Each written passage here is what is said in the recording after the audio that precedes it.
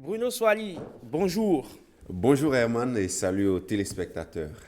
Vous êtes venu au pied levé sur le plateau de La Parenthèse.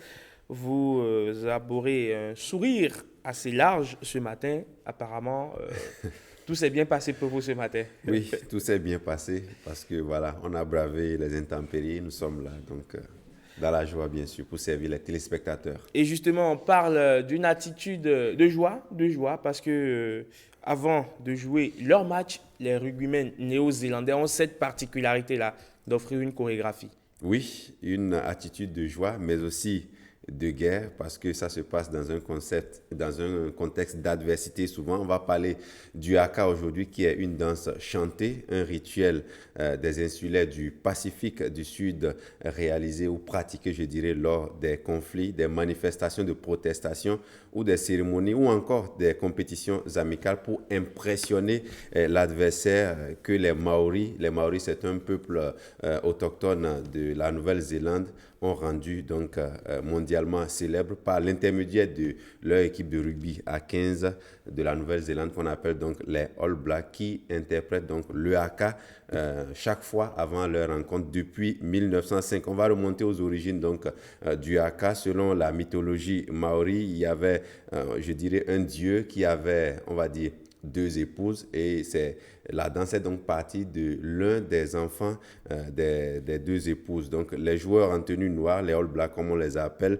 interprètent traditionnellement un haka avant le début de chacune de leurs rencontres, et cela a été systématiquement interprété depuis 1987. C'est vrai que c'est depuis 1905 que les All Blacks le font, mais depuis 1987, il y a eu l'interprétation officielle lors de la première Coupe du Monde de rugby. Il était donc auparavant réservé aux tournées des All Blacks seulement dans les pays étrangers. Mais les joueurs de rugby à 15 ne sont pas les seuls, il faut le dire, à pratiquer donc le haka lors des rencontres sportives. Les équipes de Nouvelle-Zélande de rugby à 13 aussi font le haka, comme leur équipe de basketball aussi font de même. Le haka occupe une part très importante dans la vie culturelle maori, donc des Nouvelle-Zélandais, et cela constitue également un élément fondamental de leur identité nationale. Donc, on pratique le haka partout, dans les lycées, dans les universités et même dans l'armée néo-zélandaise. En conséquence, les équipes sportives ont parfois choisi d'ignorer, parce que tout le monde sait donc que les All Blacks le font, ou les équipes néo-zélandaises le font pour impressionner. Donc, parfois, les adversaires décident d'ignorer ce que les néo-zélandais font, qu'on a appelé le haka, en allant soit s'échauffer pendant qu'ils pratiquent le haka, ou parfois en se plaçant chacun sur sa ligne pour attendre le lancement de la rencontre et pour simplement les ignorer.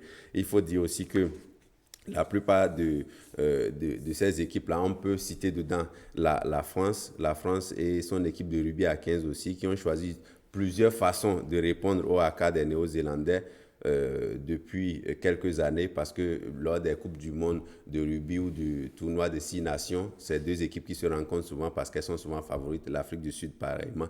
Donc les Français aussi ont trouvé la manière de chaque fois ignorer le haka des Néo-Zélandais. On va partir, Eman, et suivre. Jusque-là, on parle du haka, mais on va écouter en son et en image à quoi ça ressemble et ce que ça donne. This is the Kamate version.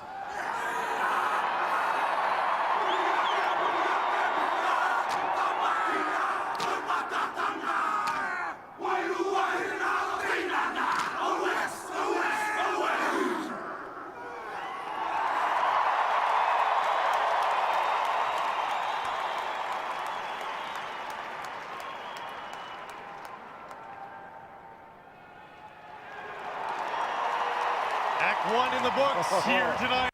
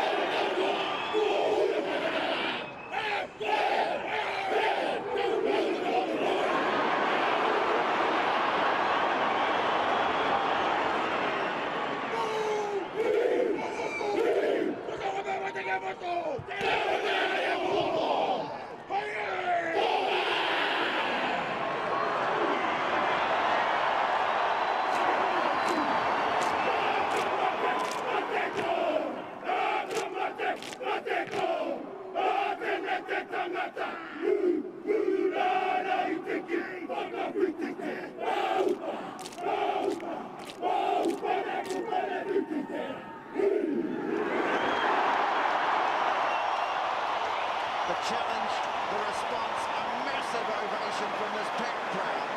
And in a moment, kick-off. Voilà, donc on était plongé dans le haka des Néo-Zélandais. Il faut avouer, Bruno, que c'est intimidant quand on voit cela pour la première fois, en tout cas pour les adversaires. Oui, c'est intimidant et jusqu'à ce jour, on se demande pourquoi est-ce que dans la réglementation du rugby, on leur permet ça. C'est vrai que le rugby, c'est un sport de contact et tout. Parce qu'au football, on ne vous permettra pas, après les hymnes nationaux, on ne vous permettra pas de prendre du temps. Voilà, il y a un running order. On ne va pas vous permettre, après l'exécution des hymnes nationaux, de vous mettre là à perdre encore 5 à 10 minutes pour dire que vous êtes en train de pratiquer un chant pour intimider l'adversaire. Mais au rugby, c'est permis. Donc, voilà, c'est pourquoi les Néo-Zélandais le font tout le temps.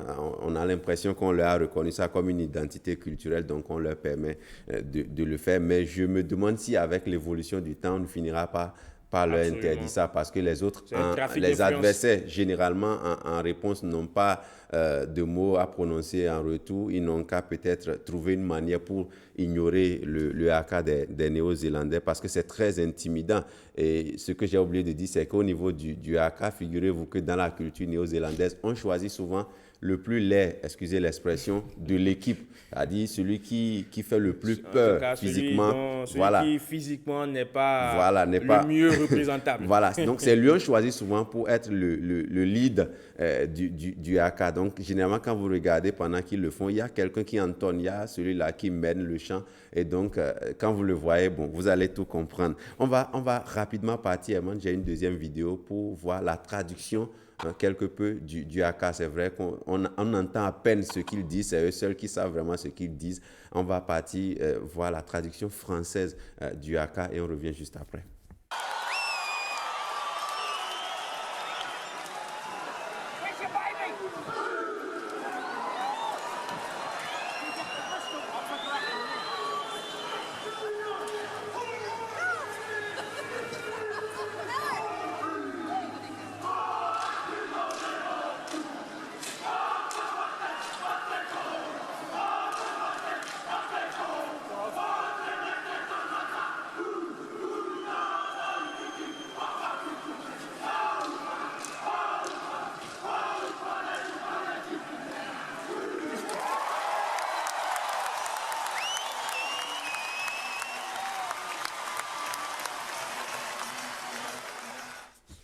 Donc, la traduction française du haka, comme on vient de le voir à l'instant, c'est assez martial, comme, on va dire, comme hymne, si on peut s'exprimer. Oui, très martial, et ça décrit aussi les gestes que nous les voyons. On dit plier vos genoux, on dit taper fort du sol avec le pied, etc. Donc, c'est pourquoi on appelle encore le haka, on le décrit comme une danse chantée. Donc, c'est ce qu'ils chantent qu'ils dansent.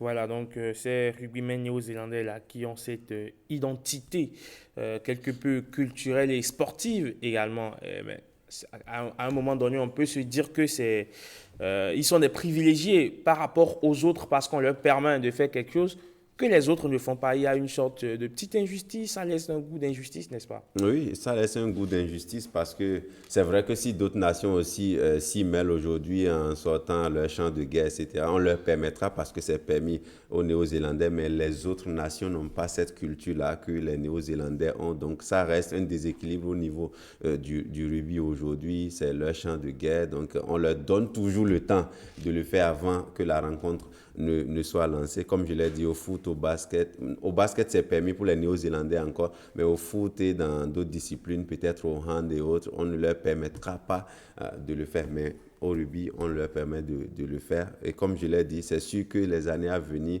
c'est quelque chose qui pourrait être revu.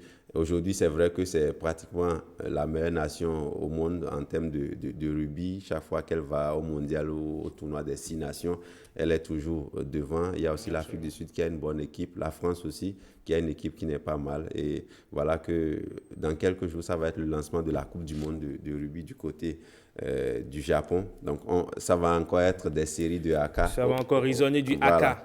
Ça va être des séries de haka au Japon. Donc, tant mieux pour les Néo-Zélandais, puisque ça les met en confiance, ça les met en condition pour pouvoir discuter leur rencontre de rugby. Donc, voilà, c'est tout bénef pour eux. C'est tout bénef pour eux, comme vous le dites si bien, Bruno Soali. Merci de nous avoir éclairé parce que beaucoup, en tout cas, entendent le mot aka sans pour autant assimiler un signifié à ce que cela voudra dire. Je crois qu'aujourd'hui, on en sait davantage, on sait désormais tout sur le haka, dans cette chorégraphie-là, exécutée par les rugbymen néo-zélandais pour se galvaniser. Donc, avant la rencontre, on parle à présent de parade de grand-mère